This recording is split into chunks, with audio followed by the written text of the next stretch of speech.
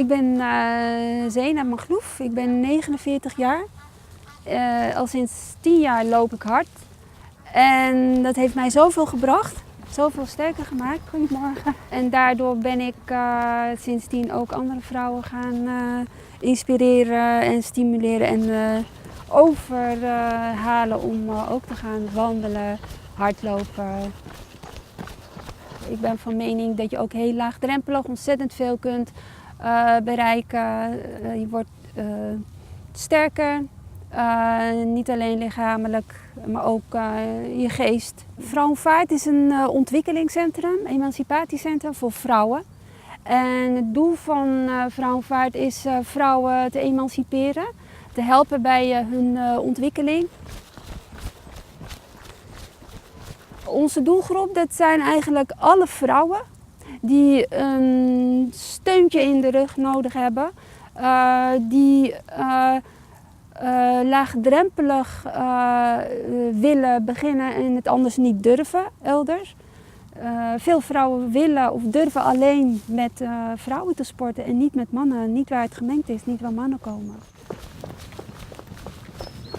Als je naar mijn geval kijkt bijvoorbeeld, ik was 6 jaar toen ik naar Nederland kwam en ik beheerste taal heel goed. Ik wilde altijd al hardlopen of sporten, maar ik durfde dat nooit omdat de sportverenigingen ook voor mij een drempel te hoog waren. Ik durfde niet, ik kon niet, ik had meer steun nodig.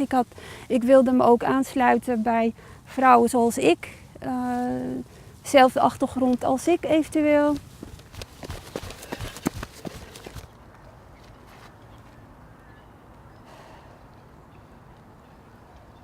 De groepen die hier wandelen en hardlopen, die genieten ook elk jaargetijde.